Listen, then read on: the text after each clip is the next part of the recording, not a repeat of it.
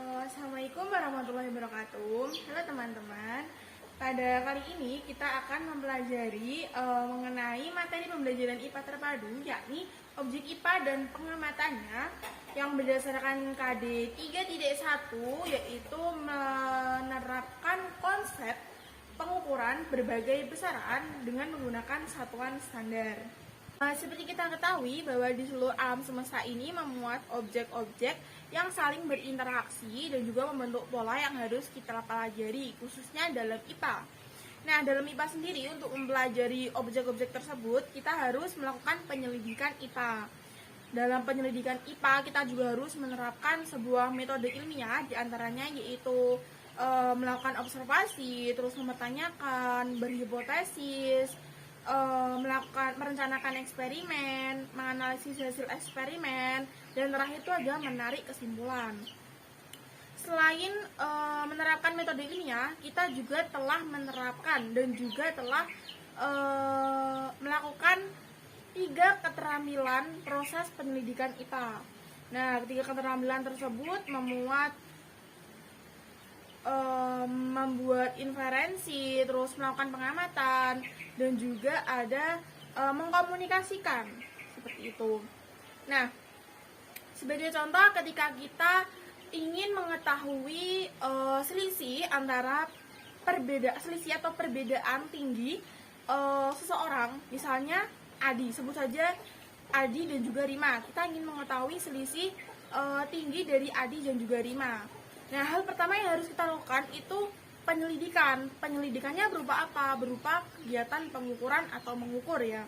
Nah, kegiatan mengukur atau pengukuran ini merupakan kegiatan membandingkan suatu objek besaran dengan menggunakan alat ukur yang nantinya akan diperoleh sebuah satuan.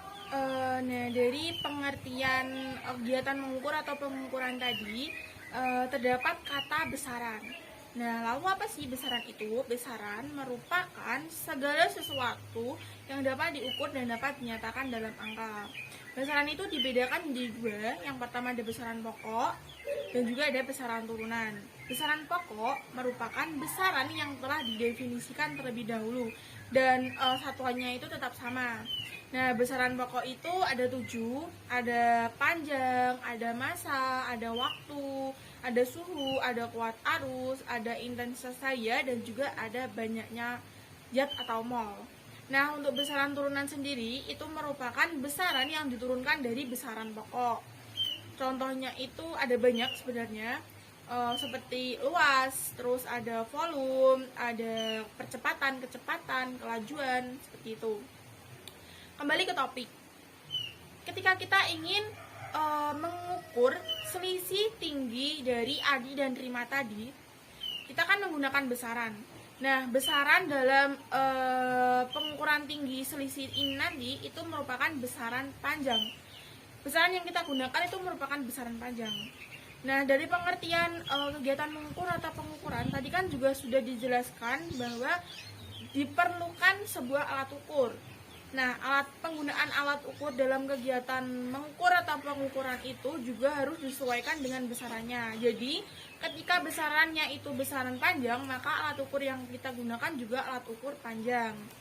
Nah, alat ukur panjang itu kan ada banyak, ada jangkau sorong, ada mikrometer sekup, ada penggaris, ada meteran, ada jengkal, ada hasta, ada depak, kayak gitu. Nah, sebelum mencari selisih tinggi tadi, kita harus melakukan pengukuran tinggi si Adi dan si Rima terlebih dahulu kan. Nah, misalnya kita mengukur menggunakan alat ukur panjang yaitu mistar dan juga jengkal tangan. Hasil yang diperoleh nanti akan berbeda. Kenapa? Karena mistar merupakan satuan baku. Nah, jadi satuan baku itu merupakan satuan yang akan memberikan hasil yang sama ketika dilakukan oleh orang yang berbeda. Nah, jadi misalnya tinggi Adi diukur oleh 3 orang, ada A, ada B, ada C. Nah, hasil yang diperoleh dari ketiga orang tersebut nanti akan sama. Sedangkan ketika si A tadi itu, si A, B, C tadi, 3 orang ini mengukur tinggi Adi menggunakan jengkal tangan, hasilnya itu akan berbeda. Kenapa seperti itu? Karena jengkal tangan itu merupakan satuan tidak baku, di mana satuan yang akan memberikan hasil pengukuran berbeda-beda ketika dilakukan oleh orang yang berbeda. Misalnya nih, 3 orang tadi, si A, si B, si C mengukur tinggi adi. Mungkin si A didapatkan hasil tinggi adi itu 3 jengkal. Terus si B itu didapatkan tinggi adi itu 4 jengkal. Terus si C itu didapatkan tinggi adi itu 5 jengkal. Nah, kenapa seperti itu? Karena jengkal setiap orang itu kan berbeda-beda. Nah, jadi mungkin saja jengkal si A itu lebih besar dibandingkan dengan jengkal si B dan si C. Dan jengkal si B itu lebih kecil dibandingkan dengan jengkal si A dan jengkal si C. Dan demikian pula dengan jengkal si C. Mungkin jengkal si C itu ukuran rata-rata. Jadi di antara si A dengan si B seperti itu. Jadi hasilnya itu berbeda-beda. Nah, kita kan sudah mendapatkan tadi ada besaran, ada satuan, ada alat ukur. Nah, satuan sendiri itu bisa diubah sebenarnya. Jadi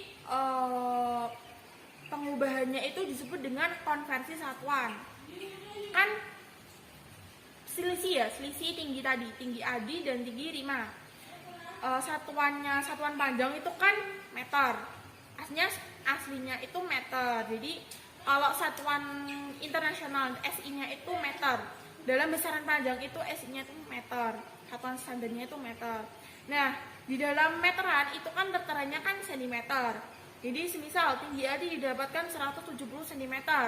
Nah, agar 170 cm itu diubah ke dalam bentuk satuan standar atau SI-nya, kita harus naik 2 tangga. Jadi dibagi dengan 10. Jadi 170 cm nanti dibagi dengan 10 2 kali, kan jadinya dibagi dengan 100 kan. Jadi 170 cm dibagi dengan 100 nanti hasilnya 1,7 meter. Nah, seperti itu. Nah, mungkin cukup sekian ya materi pembelajaran IPA terpadunya, di mana pada materi ini terdapat 2 mata pembelajaran atau mata kuliah, yaitu fisika dasar yang memuat satuan, alat ukur, pengukuran besaran tadi, dan juga ada matematika seperti pengubahan konversi satuan tadi, naik tadi.